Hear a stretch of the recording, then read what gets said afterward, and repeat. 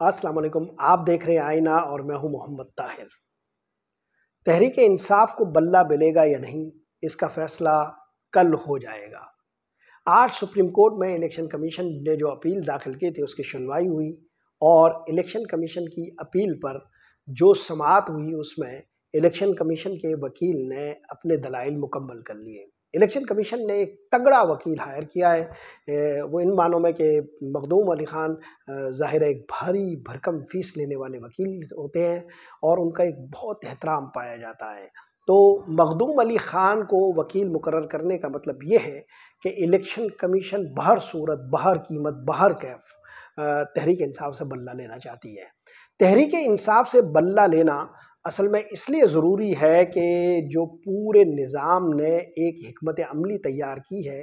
اس حکمت عملی کی بنیاد ہی بلے کے چھیننے پر ہے۔ اگر بلہ تحریک انصاف کے ہاتھ رہ گیا تو دراصل الیکشن سے پہلے اور الیکشن کے روز اور الیکشن کے بعد کی جو حکمت عملی ہے وہ ساری کی ساری بھگ سے اڑ جاتی ہے۔ اس لیے تحریک انصاف سے بلہ چھیننا حکمت عملی کا بنیادی حصہ ہے۔ اسی لیے الیکشن کمیشن، جس کا کام ایک ریفری کا ہے اور جو کسی بھی عدالتی فیصلے پر اپیل در اپیل کے چکر میں نہیں پڑ سکتا، اس لیے کہ اس کا کام ہی نہیں ہے کہ کسی سیاسی جماعت کے متعلق جب کوئی ایک عدالت یہ فیصلہ کر لے کہ یہ انتخابی نشان اس کو مل جانا چاہیے، آخر الیکشن کمیشن کو ایسی کیا فکر لاحق ہو گئی ہے اور الیکشن کمیشن کے ایسے کیا اسٹیکس ہے یا الیکشن کمیشن کی ایسی کون سی چیز داؤ پر لگی ہوئی ہے کہ وہ اس کے پیچھے جا رہی ہے، بار بار جا رہی ہے اور بار بار تحریک انصاف سے بلہ چھیننے کی کوشش کا گرم جوشی سے حصہ بن رہی ہے۔ تو بنیادی مسئلہ یہ ہے کہ یہ اس حکمت عملی کا حصہ ہے۔ میں یہ حکمت عملی آپ کو آخر میں بتاؤں گا، اور یہ بھی میں آپ کو بعد میں بتاؤں گا کہ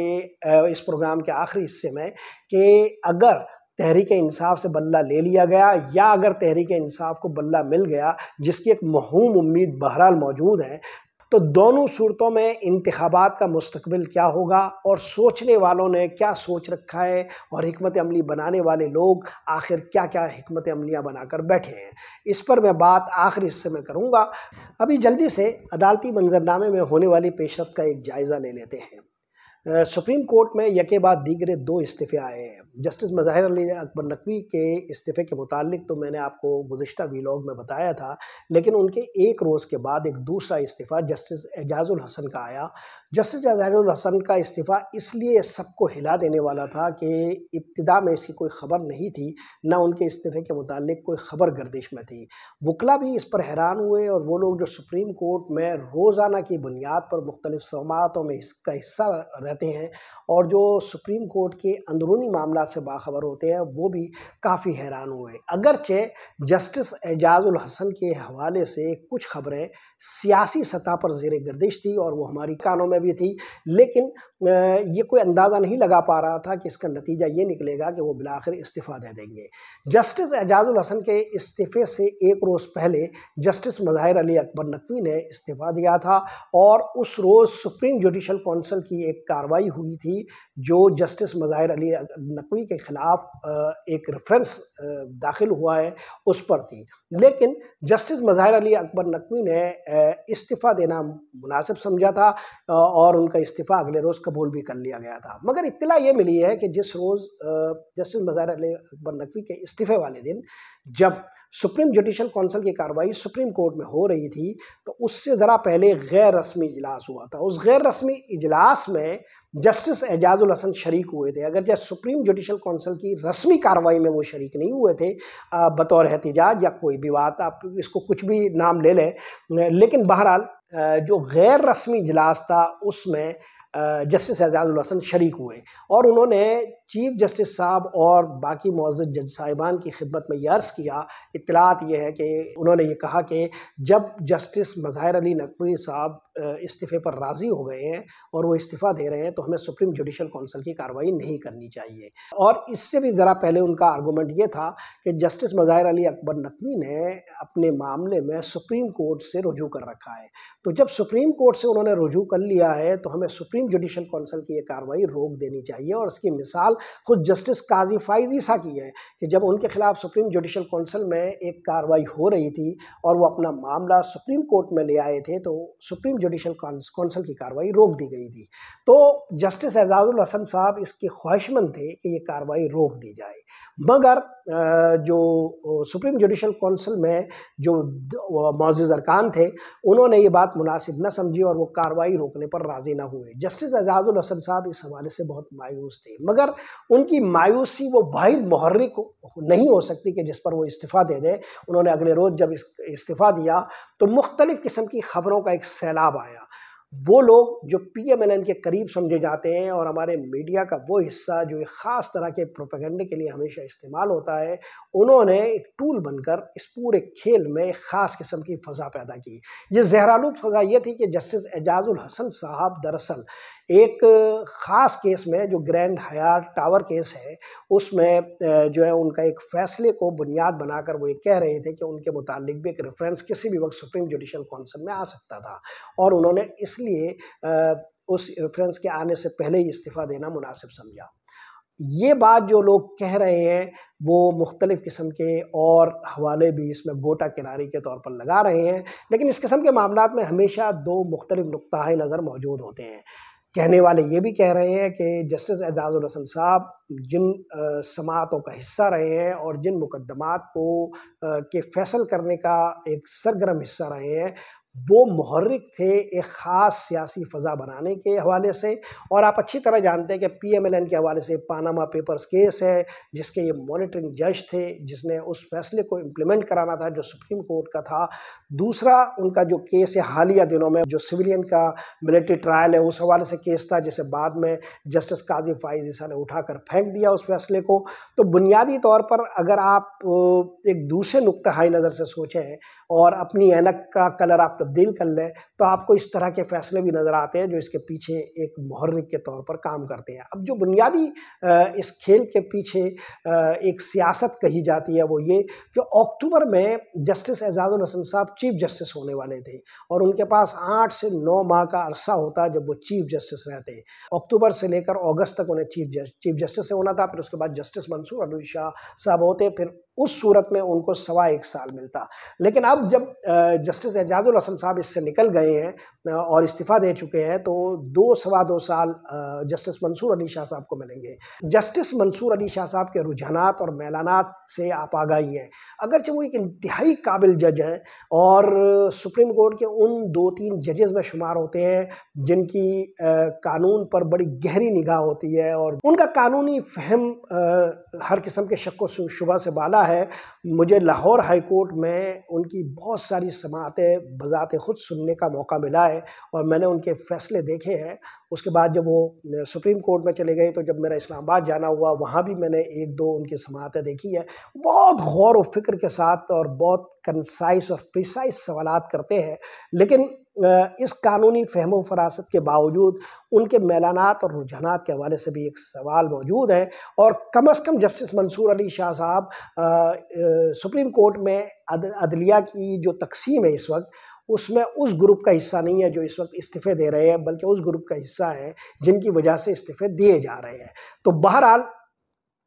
جسٹس منصور علی شاہ صاحب کو 2.25 سال کا عرصہ ملے گا، اور یہ وہ وقت ہوگا جب ایک نئی حکومت کو بہت آسانی سے ایک لمبا وقت سپریم کورٹ سے مل جائے گا۔ تو گویا جو بھی انتخابات کے بعد کا نقشہ ہے اس میں جس چیف جسٹس کو لمبا عرصہ اس حکومت کے ساتھ سامنا کرنا ہوگا وہ جسٹس منصور علی شاہ صاحب ہوں گے، اور جسٹس اعجاز الحسن اگر اس وقت چیف جسٹس ہوتے تو ظاہر ہے کہ یہ سفر ہموار نہیں ہو سکتا تھا۔ اس کا سبب یہ ہے کہ سپریم کورٹ کے اندر 2 سے 3 ایسے فیصلے ہیں۔ اگر جسٹس اعجاز الحسن صاحب اکتوبر میں چیف جسٹس ہوتے تو اس بات کا کبھی امکان تھا کہ جو فیصلے ان دنوں ہوئے ہیں ان میں سے اکثر ریویژن میں ان کے پاس اگر جاتے تو وہ تبدیل ہو جاتے، جن میں سے ایک تو جو ہے وہ پریکٹس اینڈ پروسیجر کا کیس ہے جس پر ایک فیصلہ آ چکا ہے، اور دوسرا تاحیات نااہلی کا کیس ہے۔ یہ 2 کیس تو ہم جس کے بارے میں کہہ سکتے ہیں کہ ان کے بڑے اسٹرانگ ویوز تھے اور اس پر ان کی جو رائے ہے وہ بالکل واضح ہے۔ تو ہم یہ کہہ سکتے تھے کہ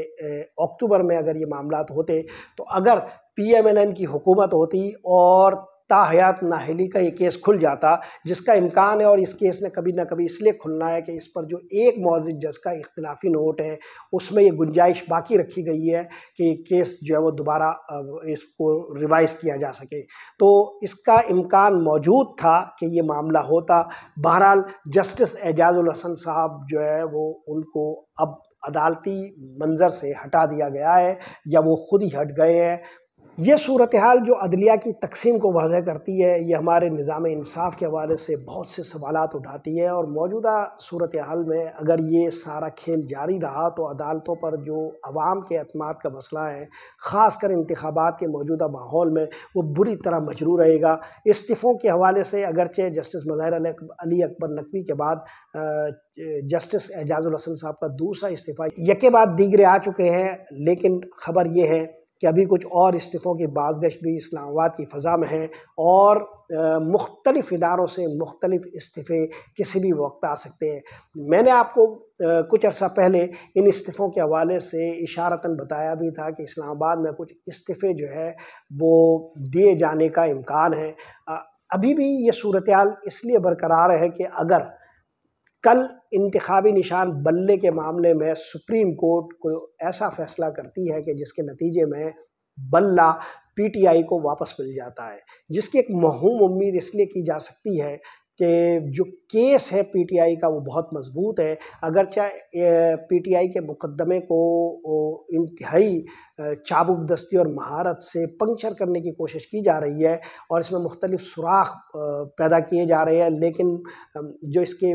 واضح سوالات ہیں جو آج سپریم کورٹ نے مخدوم علی خان کے سامنے بھی رکھے ہیں، اور اس کے نتیجے میں جو جواب آئے ہیں الیکشن کمیشن کی طرف سے، ان جوابات کے بارے میں ہم سیدھے طور پر کہہ سکتے ہیں، صاف طور پر کہہ سکتے ہیں کہ وہ خلاف واقعہ ہے، حقائق کے بالکل برخلاف ہے۔ کل جب یہ عدالت سجے گی اور اگر اسی طرح جس طرح مخدوم علی خان کو سنا گیا اتنے ہی تحمل سے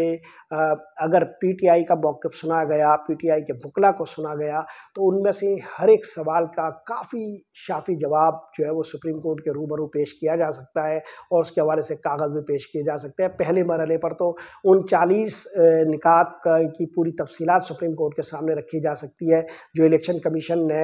40 سوالات کی صورت میں پی ٹی آئی کو پیش کی تھی، اور اس میں سے ہر نقطے کو پی ٹی آئی نے بہت اچھی طرح رسپونڈ کیا ہے کاغذات میں، اور بہت اچھی طرح اس کے جواب دیے ہیں۔ پی ٹی آئی کے ساتھ جو زیادتیاں ہو رہی ہے اس کو ڈاکومنٹ کرنے کا کل یہ موقع ہوگا۔ الیکشن کمیشن نے جتنے بھی جانبدارانہ فیصلے کیے ان سب کو ریکارڈ پر رکھنے کا یہ موقع ہوگا۔ اگر اچھے طریقے سے یہ کیس پیش کرنے دیا گیا اور سوالات در سوالات کی بوچھار میں وکلاء کو سننے کے بجائے ایک خاص رخ پر سماعت کو ڈھالا گیا، یا ایک خاص رخ پر سماعت کا بہاؤ پیدا کیا گیا، تو پھر تو کچھ نہیں کہا جا سکتا۔ لیکن اس بات کا کبھی امکان ہے کہ اگر پی ٹی آئی کے وکلاء کو کیس پیش کرنے دیا گیا تو یہ کیس سپریم کورٹ میں نہیں برقرار رہ سکے گا، مگر کچھ لوگ یہ کہہ رہے ہیں کہ بلہ ہر صورت میں چھینا جائے گا، اور اس کا ایک سبب ہے کہ تحریک انصاف کے پلیٹ فارم سے انتخاب لڑنے کے لیے ایک رکاوٹیں پیدا کرنے کا منصوبہ اول روز سے موجود ہے۔ اگر تحریک انصاف بلے کے انتخابی نشان پر الیکشن میں چلی جاتی ہے تو پھر انتخابات کے مستقبل پر تاریک سائے پڑ جائیں گے۔ کچھ لوگ یہ کہہ رہے ہیں کہ یہ کل کا ہی دن ہوگا کہ جس میں یہ فیصلہ ہو جائے گا کہ الیکشن ہوگا یا نہیں۔ اگر فیصلہ بلے کے حق میں آیا تو انتخابات کو کرانے کے جو معاملات ہیں وہ کھٹائی میں پڑ سکتے ہیں، اور پھر کچھ استعفے آنا شروع ہو سکتے ہیں۔ ایک ممکنہ استعفیٰ تو یہی ہو سکتا ہے الیکشن کمیشن سے کہ وہ اس پورے معاملے کی ذمہ داری لیتے ہوئے خود کو الگ کر لیں۔ یہی وہ ان کا وقت ہوگا جب وہ یہ کہیں کہ ہمارے فیصلوں پر چونکہ اعتبار نہیں اور اعتماد نہیں ہے تو ہم اس پورے کھیل سے باہر نکل رہے ہیں۔ اگر ایسا کیا گیا تو وہ پھر یہ انتخابات جو ہے وہ ایک کانسٹیٹیوشنل کرائسس کے شکار ہو جائیں گے، کیونکہ الیکشن کمیشن کی باڈی ہی وہ باڈی ہے جو الیکشن کرا سکتی ہے، اور اگر یہ نہیں تو ہمارے پاس پھر جو آئین ہے اس کے پاس کوئی بہت زیادہ اس کے رستے موجود نہیں ہے۔ پھر سپریم کورٹ کے پاس یہ معاملہ جائے گا، اور سپریم کورٹ کسی آدمی کو مقرر کر دیں اور یہ الیکشن اگر وہ کروا دیں تو ہو سکتے ہیں، ورنہ پھر یہ بہت مشکل ہو جائیں گے۔ تو اگر بلے کا انتخابی نشان دیا گیا تو اس میں یہ امکان یا خطرہ یا خدشہ موجود ہے کہ کوئی بڑا استعفیٰ آئے اور وہ انتخابات کے مستقبل کو ہی مشکوک بنا دے۔ لیکن اگر پی ٹی آئی سے انتخابی نشان چھین لیا گیا تو جو منصوبہ ہے کہ تحریک انصاف کو ہر طرف سے ادھیڑ دیا جائے، یعنی یہ بات اچھی طرح سمجھ لیں کہ تحریک انصاف سے بلے کا انتخابی نشان چھیننے کا مطلب کیا ہے۔ بلے کے انتخابی نشان چھیننے کا مطلب سادہ لفظوں میں یہ نہیں ہے کہ ایک پارٹی سے ایک نشان چھین کر اسے دوسرا دے دیا گیا۔ یہ ایسا نہیں ہے جیسے پیپلز پارٹی سے لے لیا گیا تھا تلوار اور انہیں تیر دے دیا گیا تھا، پھر پیپلز پارٹی پارلیمنٹرین کے نام سے آپ نے ایک جو ہے وہ الیکشن لڑ لیا۔ یہ ایسا معاملہ نہیں ہے، یہ معاملہ بالکل مختلف ہے۔ پی ٹی آئی کی کوئی متبادل پولیٹیکل اینٹی رجسٹرڈ نہیں ہے۔ پی ٹی آئی سے انتخابی نشان چھیننے کا مطلب یہ ہے کہ پی ٹی آئی ایک جماعت کے طور پر ہی تحلیل ہو جائے گی، اور یہی الیکشن کمیشن اور مخصوص جو لوگ ہیں ان کا مطمع نظر ہے۔ جب آپ ایک جماعت نہیں ہوں گے تو پورے ملک میں آپ کا کوئی ایک انتخابی نشان بھی نہیں ہوگا۔ اب پی ٹی آئی کے پاس ایک بھیڑ ہوگی جو ہر حلقے میں الیکشن میں حصہ لے رہی ہوگی، اور ہر ایک کا الگ الگ انتخابی نشان ہوگا۔ اب ان میں سے جو لوگ بھی الیکشن میں کونیاں مار کر، ریس میں دوڑ کر، جو انتخابات جیتنے کے جو بھی طریقے ہیں اس کو استعمال کر کے، یا پی ٹی آئی کا میسج اور پیغام اس حلقے میں اچھی طرح پہنچانے کے بعد الیکشن کی ریس میں اگر نکل گیا آگے اور وہ کامیاب ہو گیا، تو یہ وہ بھیڑ ہوگی جنہیں کوئی اپنی پارٹی بدلنے سے روکنے کا قانون حرکت میں نہیں آ سکے گا، اور یہ لوگ اپنی پارٹی سے انحراف کرنے میں آزاد ہوں گے، اس لیے کہ وہ کسی انتخابی نشان پر نہیں لڑ کر آ رہے ہوں گے اور ان کی کوئی سیاسی جماعت ہی نہیں ہوگی۔ یہ ہر دو صورتوں میں، یعنی وہ اگر الیکشن جیت جائیں یا الیکشن ہار جائیں، ہر دو صورتوں میں ان کا کوئی کیس ایسا نہیں ہوگا جو ایک سیاسی جماعت کے لب و لہجے میں بیان کیا جا سکے۔ یہ وہ کھیل ہے جس کے لیے انتخابی نشان چھین کر، پی ٹی آئی کے ادھیڑ کر، آزاد امیدواروں کی شکل میں ایک بھیڑ بنا کر جو ہے وہ عوام میں جھونکنا مقصود ہے۔ اس صورت میں شاید یہ الیکشن ہو جائے، لیکن اگر انتخابی نشان بلہ مل جاتا ہے تو اگر فوری نہیں تو 2-3 روز میں یا 4-5 دنوں میں کچھ ایسے معاملات ہو سکتے ہیں، کچھ ایسے واقعات سامنے آ سکتے ہیں کہ جس سے انتخاب کا یہ پورا کھیل ہی مشکوک ہو جائے۔ آج کے لیے یہی کچھ۔ محمد طاہر کو اجازت دیجیے، اللہ نگہبان۔